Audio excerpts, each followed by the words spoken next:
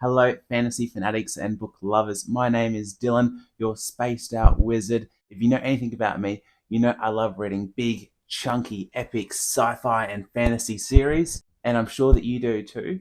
But if you're like me, you sometimes also get burnt out reading these series and you need something light and fun to break up that read. So today I'm here to tell you about two books I've recently read that are nice, fun ways to break up big, serious reads. So last month I read Going Postal by Terry Pratchett, one of the novels from his Discworld series, and I also read Dungeon Crawler Carl, book 1 of 6 of the Dungeon Crawler Carl series, and that's by Matt Dinnerman. And both of these books were really fun and did the same job for me in giving me something nice, light, comedic, and fun, but they did it both differently, both comparable but very different at the same time. So, what do both of these series have in common?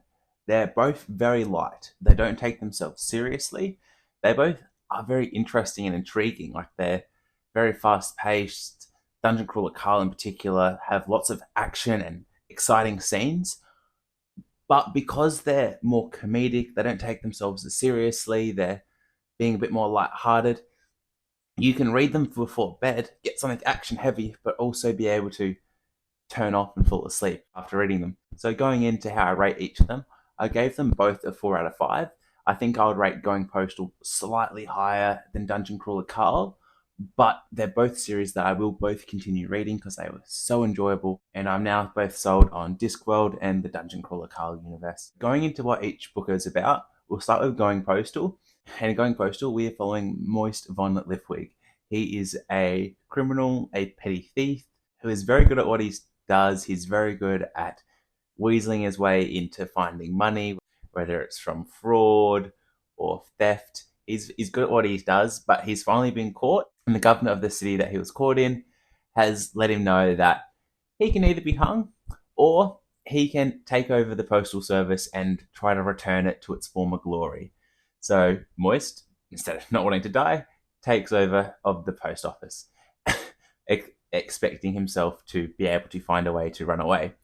But in this fun, whimsical town where there's a lot of different fantasy creatures, Moist finds himself in charge of getting the post office running again.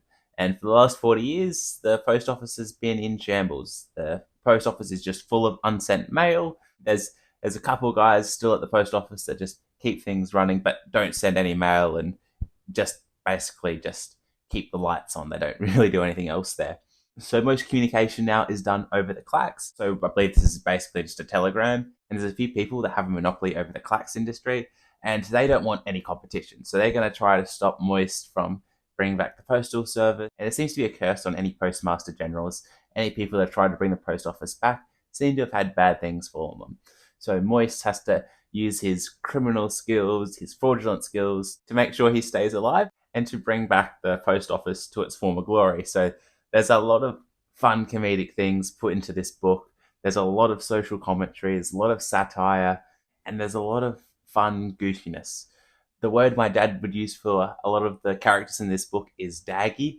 They just fit a stereotypical role. They're pretty funny, they're pretty goofy, and Terry Pratchett has just masterfully done it. So it feels childish, it feels whimsical, it feels goofy, but it also feels incredibly witty. The humor is so smart that you actually have to think whilst reading this book. It's just full of good satire. For me, Terry's writing is very smartly done, but it also is a bit harder for me to process. So I wasn't able to read it as quickly or fly through it as quick as Dungeon Crawler Carl, but it was incredible.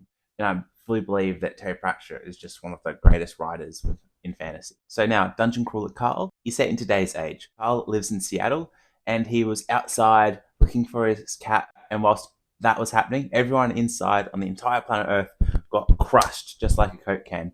And a hologram comes up in front of Carl and says, "All right, there's about to be a dungeon door open in front of you. This dungeon has 18 levels, and if you make it through the dungeon, you will rule Earth." And so he walks to the dungeon and finds out he is basically on an alien game show as the aliens are mining his planet. And he is one of 13 million people that now has to try and survive the dungeons alongside his cat, who, when they enter the dungeon, they get like video game features accessible to their human. So they basically have like Neuralink and they can see a screen that has all their different abilities. And now the cat's a bit smarter and the cat can talk. And the dynamic there is hilarious. If you like me and love animal companions, you'll have a great time with that aspect of it.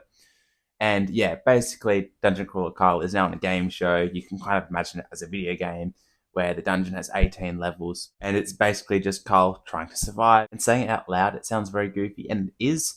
So the book doesn't take itself seriously. It takes it more as a joke, but also has those serious elements on there as well, which is similar to what Patrick does. So it's very fun. It's light-hearted but serious. And as you keep reading, you find there's bigger things going on with the corporation running the show, and there's more to that. So that's also very interesting. So summarizing, I gave both these books a 4 out of 5. They're both very fun reads, and they've both opened my eyes to 2 new series that I'll be reading a lot more of. If you're looking to break up your big epic fantasy series, if you're looking for something fun and light-hearted, if you work and have a big serious job you have to do all the time, this is something that's going to be such a great way to just sit down in bed and just have a laugh with. I highly recommend both of these series. And I would love if you guys could comment below other series along this same vein that I could check out, because I'm always looking for ways to break up my big serious reads. At the moment, I use Discworld, Dungeon Crawler Carl, and the Eric Saga by Michael Moorcock. That one more so just because the stories are shorter. It's still pretty serious and like epic and fantasy. Comment down below your thoughts on these books and any book recommendations of anything similar. Have a great day. Thank you so much for watching. And if you made it this far, subscribe.